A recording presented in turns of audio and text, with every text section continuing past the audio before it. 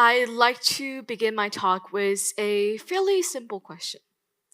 What were your first memories of another culture? And though I'm not Uzbek, what illustrated the world of my childhood was identifying my own reflection against the Ishkor glazed ceramics of Rishtan, crinkling my eyes against the blinding gleam of Bibi Canyon moss turquoise roof tiles, measuring the seconds till we could go home while my mom haggled in Russian for antique goods, and devising new ways to secure the final piece of naan. However, I experienced my first instance of culture shock at age 6 when my Canadian elementary class had fallen dead silent following my presentation on another culture. I didn't realize that the Uzbekistan that had made up such a big part of my worldview was, to most, little more than a passing glance on a textbook or a few pixels on a map. Never mind its Silk Road legacy, and never mind its Nowruz New Year's holidays. To many, that simply didn't matter. As a child, I couldn't comprehend just how or why one culture could be more significant than another. And so I asked myself just who or what decided that one culture was to be more recognized than another. As I grew older, I realized in a world that scrambles to develop the most advanced artificial intelligence, to dominate the economic race, or to produce the most attractive news, cultures that don't fit into a GDP report, that don't create the most headline worthy news or the most dazzling economic metrics, are at risk of becoming invisible. Frankly, we're missing out on entire worlds because our modern fixation on economic and technological dominance dictates who is and who isn't worthy of being heard.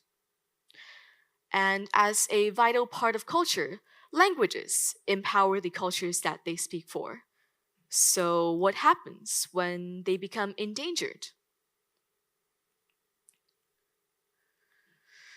In 2024, UNESCO, the United Nations Education, Scientific, and Cultural Committee estimated that at least 40% of the world's 7,000 languages are at risk of vanishing without a trace. And though this might sound like hyperbole, it's happening already. To understand what this loss looks like in real life, let me take you to Papua New Guinea, a developing island nation in Oceania, recognized as the most linguistically diverse nation on Earth, with over 840 languages, each one carrying generations of knowledge about land, identity, and survival. But in 2021, ethnobiologists observed a rapid decline in both indigenous language fluency and cultural knowledge, when only 58% of over 6,000 students were fluent in indigenous languages and were well versed in cultural knowledge. And that is as opposed to 91% of their parents who were fluent in at least one indigenous language and were well versed in cultural knowledge. Even more alarmingly, this number is expected to drop to only 26% by the next generation. And this staggering decline is not natural, but rather the product of global pressures, as worldwide trends in employment, education, and globalization favor the use of English and Tok Pisin. The younger generation will grow up knowing only fragments of their native tongue.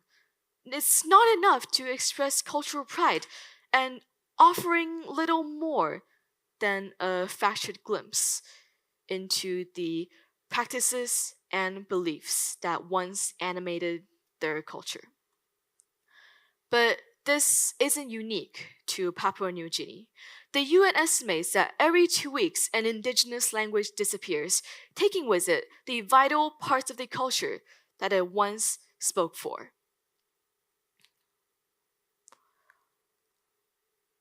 For many of us, We have the privilege of only seeing disasters, war, and suffering alike from pictures, numbers, and headlines. We can scan over the images of bombshell and debris from the comfort of our own homes. We look at pictures of displacement of bodies on the news and of those casualties, all on our screens.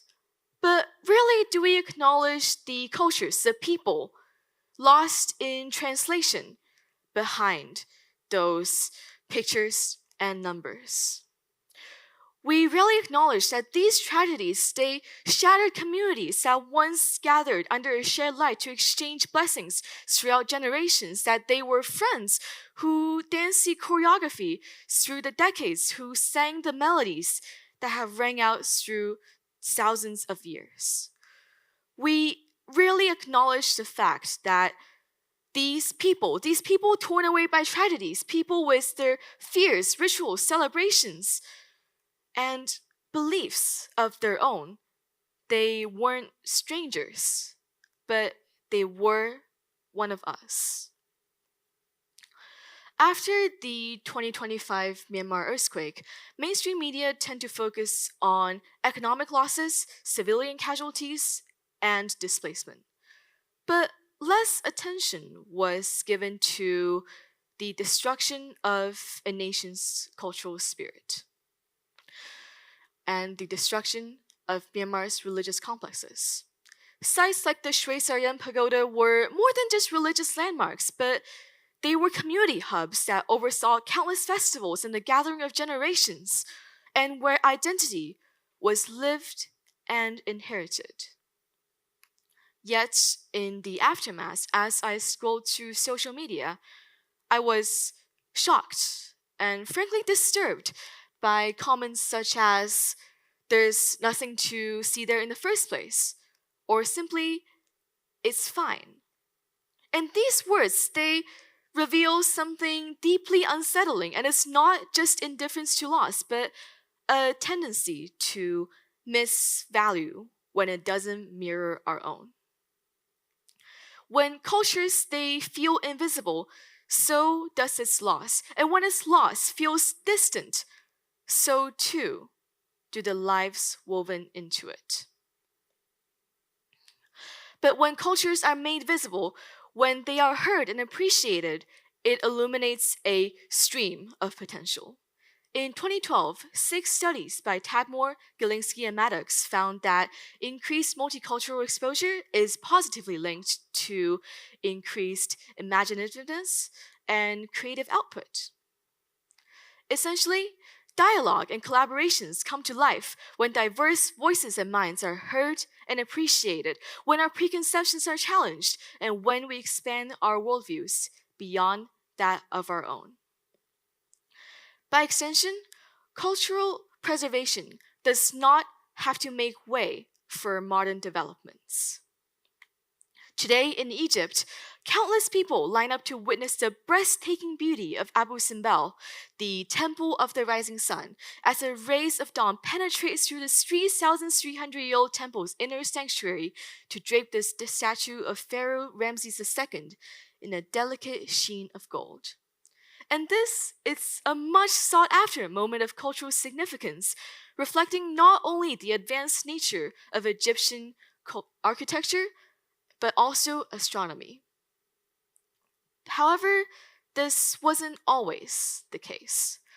Just a century ago, Abu Simbel faced the threat of permanent submersion as the construction of Aswan High Dam threatened to erode its ancient heritage, but promised improvements in agriculture, economy, and independence. Intense debate immediately sparked over whether it was fair to prioritize ancient heritage over living and impoverished people. But the controversy reached a turning point when, in 1964, UNESCO gathered experts from over 50 nations to save the temple. Piece by piece, the monument was meticulously cut, lifted, and reassembled on higher ground, away from the river. Today, Abu Simbel still stands, not only as a triumph of ancient engineering, but also as a reminder of just what preservation and progress can do when they work together. And its survival so powerfully reminds us that cultural preservation does not have to make way for modern developments. As UNESCO so wonderfully states, we do not have to choose between the living and the dead. And cultural preservation, it doesn't have to be grand. We can make the choice to reframe our perspectives. We can choose to listen intentionally with curiosity and with a willingness to expand our horizons.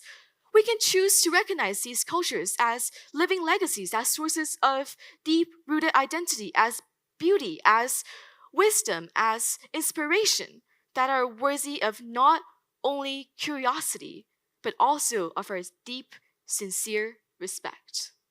And there are endless means for us to do so. By simply seeking out a book, a film, or a lecture on another culture, or by having those necessary conversations that stretch beyond our familiar horizons, or by supporting or volunteering with those cultural preservation initiatives, we are actively participating in cultural preservation. Or even just by taking a few hours out of our time to seek out and learn about the histories, the arts, or the stories of another culture, we are preserving cultures. My message today is simple but urgent. To foster empathy, to preserve our shared humanity, and to make those multicultural connections. Because the future, it is shaped by the choices that we make today. And when we choose to make those multicultural connections, we are choosing a more aware, compassionate, and mutually beneficial world. And when we start to recognize the shared humanity in others, we start to recognize the people carrying these cultures, as not just distant statistics, but also as people who are living, and we must appreciate their stories and histories. Thank you.